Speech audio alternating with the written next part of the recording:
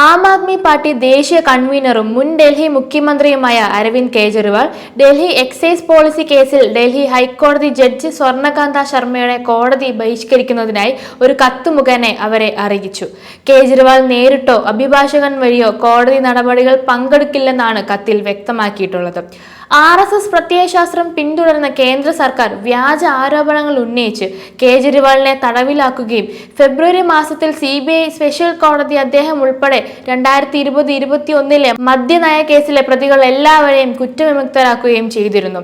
കേസിൽ കുറ്റാരോപിതനായ കേജ്രിവാൾ ഉൾപ്പെടെയുള്ള പ്രതികൾക്കെതിരായ ആരോപണങ്ങൾ തെളിയിക്കാനോ മതിയായ തെളിവുകൾ ഹാജരാക്കാനോ കഴിഞ്ഞിട്ടില്ലെന്ന് വ്യക്തമാക്കിയാണ് പ്രത്യേക കോടതി കേസ് തള്ളിയത്. എന്നാൽ ആ വിധിക്കെതിരെ CBI ഡൽഹി ഹൈക്കോടതിയിൽ സമർപ്പിച്ച കേസിൽ കള്ളപ്പണം വെളുപ്പിക്കൽ സംബന്ധിച്ച് അരവിന്ദ് കെജ്രിവാൾ, മനീഷ് സിസോദിയ, സഞ്ജയ് സിംഗ് എന്നിവർ എൻഫോഴ്സ്മെന്റ് ഡയറക്ടർ ചുമതല കേസിൽ പ്രഥമ ദൃഷ്ട്യാ കുറ്റക്കാരാണെന്ന് ജഡ്ജി സ്വർണകാന്ത ശർമ്മ നേരത്തെ പല അവസരങ്ങളിലും നിരീക്ഷിച്ചിരുന്നു. കേസിൽ പ്രതികളെ കുറ്റവിമുക്തരാക്കിയ പ്രത്യേക കോടതി വിധി പ്രഥമ ദൃഷ്ട്യാ തെറ്റാണെന്ന് ജഡ്ജി ശർമ്മയുടെ മാർച്ച് 9 ഏകപക്ഷീയ വിധിയിൽ പറഞ്ഞിരുന്നു.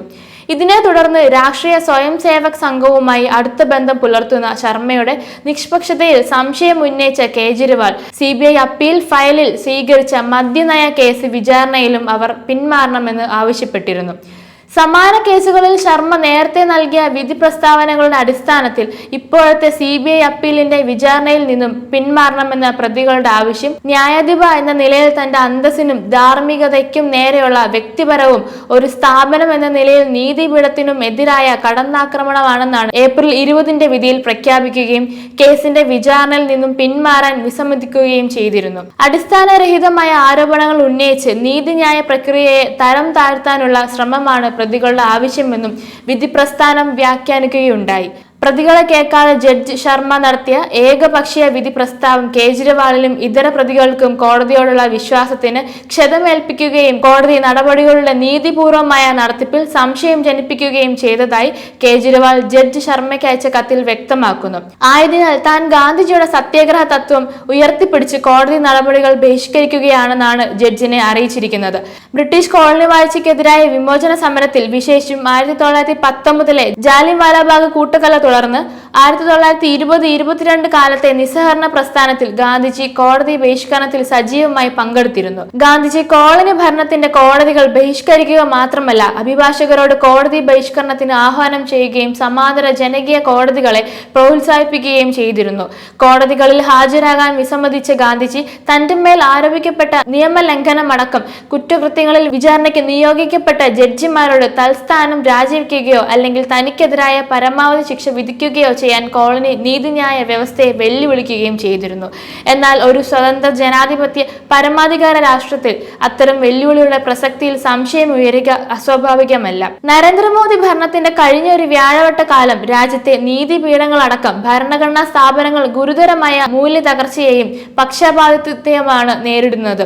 ന്യായാധിപർ അഴിമതികൾക്കും ഭരണാനുകൂല പക്ഷപാതിത്വത്തിനും വിധേയമാകുന്ന സംഭവങ്ങൾ അസാധാരണമല്ലാതായിരിക്കുന്നു. അതിന്റെ അപലപനീയമായ ഉദാഹരണമാണ് CBI അപ്പീലിൽ മദ്യനയ കേസിന്റെ വിചാരണയിൽ നിന്നും പിന്മാറാൻ വിസമ്മതിക്കുന്ന ഡൽഹി ഹൈക്കോടതി ജഡ്ജി സ്വർണകാന്ത ശർമ്മ എന്ന് പറയുന്നതിൽ തെറ്റില്ല.